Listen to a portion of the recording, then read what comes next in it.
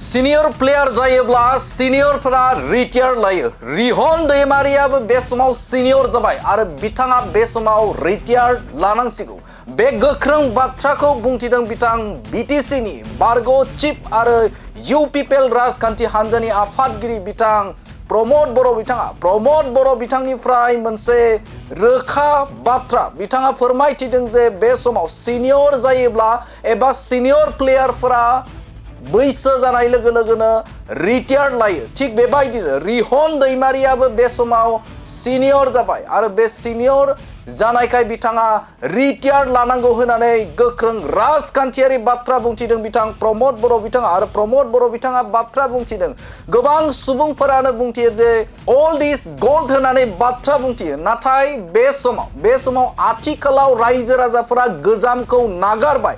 बे समाव गोदान गोदान गारिफोराव गाखोनो हास्थायो एबा लुबैयो होननानै बाथ्रा बुंथिदों बिथां प्रमद बर' बिथाङा आरो प्रमद बर' बिथाङा बाथ्रा बुंथिदों जे बे समाव दिपेन बर' बिथाङा लाइमोन आरो बिथाङा गोबां साननो हायो आरो गोबां गोरों सुबुं होननानै बाथ्रा बुंथिदों बिथां प्रमद बर' बिथाङा आरो बे समाव जे रायजो राजाफोरनि थाखाय आरो बयबो हारिनि थाखाय खामानि मावनो थाखाय बिथां दिपेन बर' बिथाङा ओंखारदों आरो बिथाङा हागोन, मानोना बिथांनाव थोजासे गियान दं आरो रायजो राजाफोरखौ अनसायनो बिथाङा रोंगौ। बेखायनो फैबाय थानाय समाव जे दिपेन बर' बिथाङा देरहागोना रोखा होननानै बाथ्रा बुंथिदों बिथां प्रमद बर' बिथाङा। प्लेयार्सफोराथ' रिटायार लायो, नोंथांमोना नुदों वर्ल्ड काप गेलेनायनि उनाव मेसिया रिटायार लाबाय, गोबाङानो रिटायार लाबाय, जोंहा 2020निफ्राय बिराट कहलिया रिटायार लाबाय। स' नुगोन लासैनो, आंहा बिथांनि सायाव उइस थाबाय आरो बिथांखौ आं श्रद्धा खालामो सिनियर मानसि हिसाबै, गाज्रि खोथा बुंनो सानाखै। नाथाय बयहाबो मोनसे सम थायो। नाथाय दिपेन बर'आ जाबाय जाखांफुनाय सासे लाइमोन, बिथाङा मेलेमबो दोङो, बिथाङा गोबां लेखाबो फरायदों आरो दा नैबे 20-25 बोसोराव सोमावसारनानै समाजनि खामानि मावनानै गोबां एक्सपिरियेन्स जाबाय।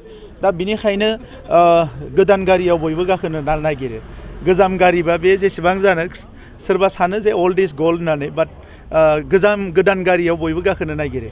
दा मानसिफ्रा गारि लायोबा, गोदान गारिबा बयबो नोजोर होयो, गोदान न' बानायबा बयबो नोजोर होयो। दा बेबायदिनो दिपेन बर' बिथाङा दिनै उदालगुरिनि थाखाय माने जोबोद स्ट्रं, एनार्जेटिक आरो डाइनेमिक सासे यं लिडार। बियो 24/7 खामानि मावनो हायो। बेबो दिल्ली दिसपुर जेरावबो जगाजग खालामनो हायो आरो बेहा सिमां दङ। जेब्ला मानसिया बैसो जायो अब्ला सिमाङा लासै लासैनो जोबलाङो। दा नंखायनो जानो हागौ बिथांमोना दोङोमोन सिमां आगोलाव, लासै लासैनो सिमांफ्रा जोबलांगोन, बोलोआ खमायलांगोन, एनार्जिया खमायगोन, खारनो हानाय नङा बारा। खारनो हानाय बे फिजिकेल मेटार जाहैबाय, बाट मेन्टेलिबो गोबां खोथाफोरखौ माने बै समाव लासै लासैनो बैसो जाबा साननो बायो, नाथाय यं मानसिफ्रा बांसिन सानो। दा नंखायनो उदालगुरिया जोबोद मोनसे मोजां खाबु मोनदों आरो बे खाबुखौ लानानै दिपेन बर' बिथांखौ आंथ' बुजियो, दा बर' हारिजों लोगोसे गुबुन हारिफ्राबो गोबां भट होनो ओंखारदों आरो दिपेन बर' बिथांखौ गोबां भटआव देरहाहोगोन, आं बेखौ फोथायो।